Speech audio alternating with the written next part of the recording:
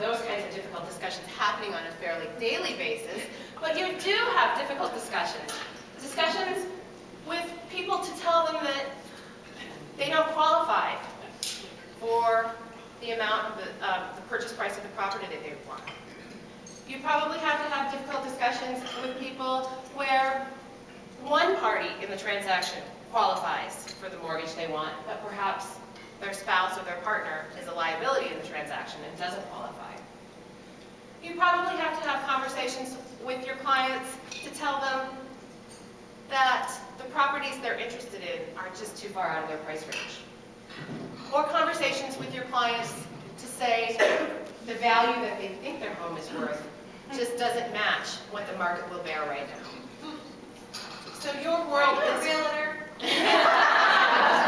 your world is filled with difficult conversations. And sometimes difficult discussions look like this. It's very clear that you're having a difficult discussion. Other times difficult discussions look a bit more like this. We withdraw or retreat from having the difficult discussion. We don't want to have it. And sometimes difficult discussions look like this. Right through our smiling teeth, we can't agree with a single word the other person says.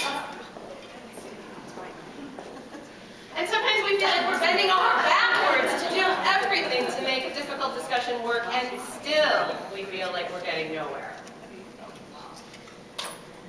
What happens when we're in a difficult discussion is we end up in fight or flight. That's what happens in our brain chemistry. We move into fight or flight.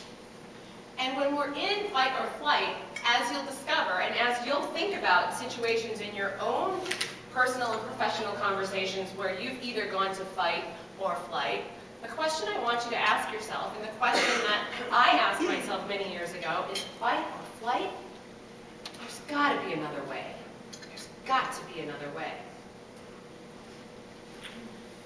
So whether your conversations look more like fight, and for some of you, I don't know who you are, but some of you tend more towards fight, or whether your conversations look more like flight, and again, I don't know who you are, but some of you in here tend more towards flight. We will explore both, and we will find a better way. It is our sympathetic nervous system. Now, here's the thing, folks. We don't get a choice about our sympathetic nervous system.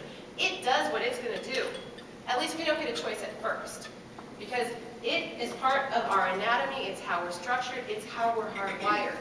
And, you know, back in the day when the saber-toothed tiger was chasing us and we needed to run, it was a really good thing to have that fight or flight, because it's what sets the adrenaline going, it's what gets us moving into action, and it's what gets us out of harm's way. And our world has evolved much faster than our sympathetic nervous system has. So most of the time, we are not in the kind of situation where the saber-toothed tiger is at our heels, or we're about to get hit by a car. Most of the time, we are not in those life or death circumstances. But our sympathetic nervous system does not know the difference.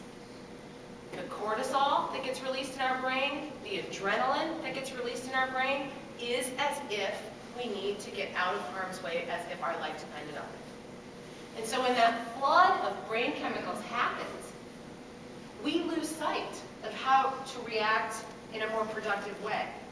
We lose sight of how to react in a way that's going to move the situation forward as we would like to have it move, not as our sympathetic nervous system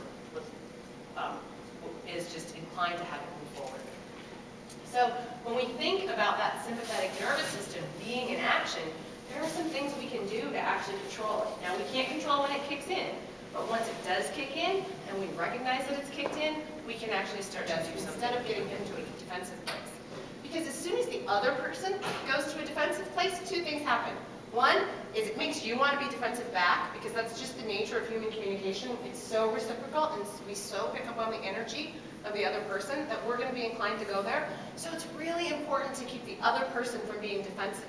If they're defensive, we're going to be defensive right back. And again, it's going to go around in revolutions like that. So one of the ways in which I coach people to start these conversations, and here's one of your gems for the day, is open without defensiveness. Okay? If I simply say I opened the visa bill, right? Have I accused you of anything? Right? Have I been defensive of myself? Did I say anything that was defending me? I simply said a fact, right? I opened the visa bill. Right? Okay, how could she start that conversation? She could start it with something as simple as, we're getting married in 3 months. Right? Is that going to inspire defensiveness on his part? I sure hope not. I mean, they've got much bigger problems if that's going to make him defensive. He's going to go, yeah, April's going to be here before you know it. Right? And then, so there's no defensiveness present. Now she can advance the conversation a little bit more.